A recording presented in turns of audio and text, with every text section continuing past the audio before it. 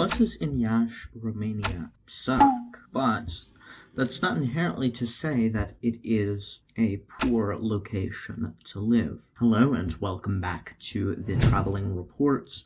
Today I wanted to go over why buses in Iași, and especially in the suburbs of Iași. So I'm presently here in Rebu, but of course I spent some time in Iași recently, and I'll throw some B-roll up here. Overall, Iași in Romania is an interesting case study in very poor infrastructure for public transit, and additionally very poor infrastructure for families and walkability. If you do not have a car here, it is very difficult to get around. And while I think that a lot of people would be turned away from that, especially Europeans, I do not think it's the end of the world. If you're close enough to the center, you can still walk, you can still take a bus, you can still realistically get around. However, it does drop off quite substantially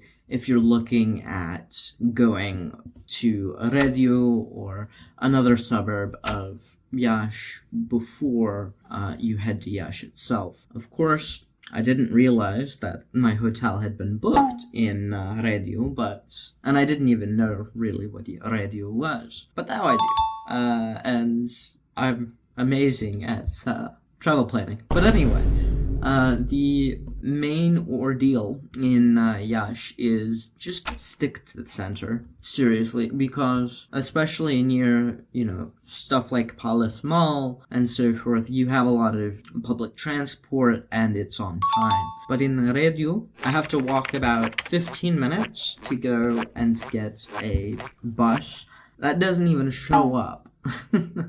So essentially, I'm gonna take a taxi here in a bit, and I'll show you the taxi here, a clip of the taxi. But essentially, in Rebu, I feel like, obviously, if you're not able to buy a car, or you don't want to buy a car, Iași is not a place I would say is amazing to look at. But if you don't mind a car, it is an amazing city and a very beautiful city as well. But of course, with public transport, you have less of an ability. Now, as a consultant, I actually really like to learn about public transport, not because I think that it's necessary for most of my clients. I think that most of my clients are using taxis, private cars, but just as it's a nice backup. If your car breaks down, okay, get a bus to another place.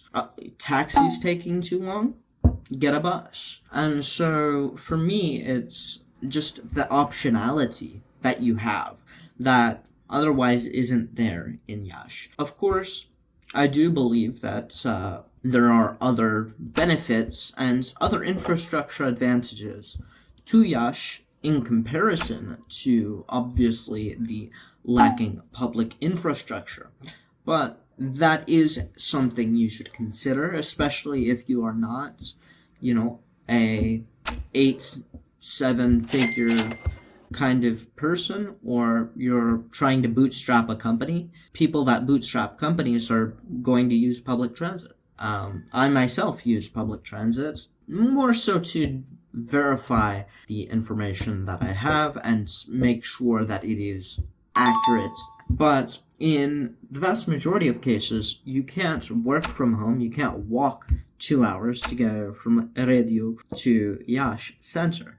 And Google Maps really doesn't work here either. And so I was going to a Romanian restaurant to test the service quality, which I'll have that video linked down below, as I will be having a meal here very soon. Essentially, whenever I went to go find the bus, it was nowhere to be seen.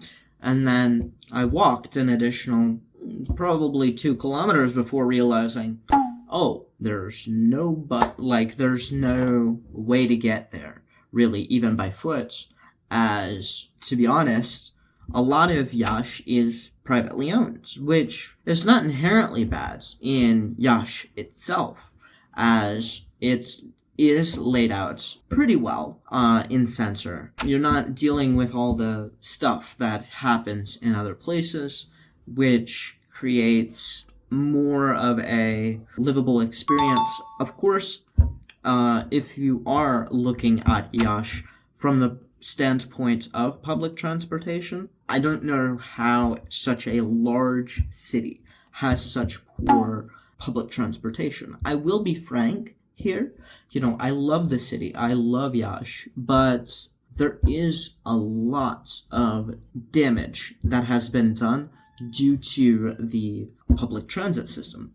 And of course, as a consultant, I believe that it is important to not go on one narrative, but instead split narratives.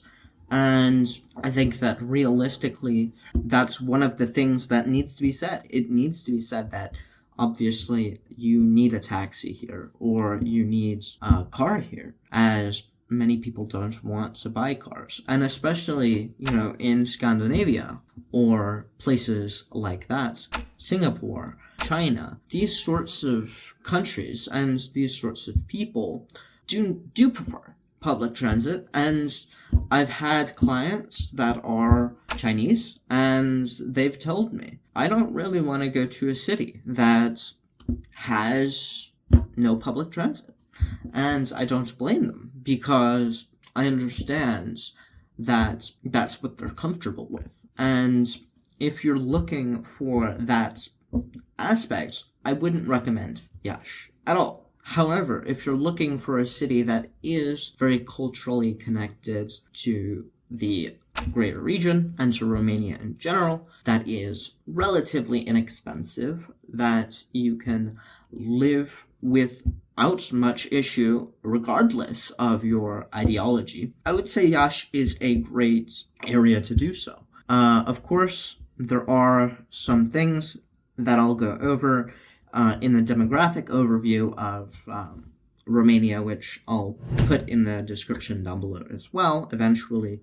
Of course, I've been really bad at putting things in the description, and I apologize about that. I will go back through all of my videos eventually and put them in, as I've said. However, with this being the case, of course, I want to go over specific details now of every city I go to. And so if you want to join me in that journey of learning about cities and learning about how things work in cities, I would recommend you to subscribe.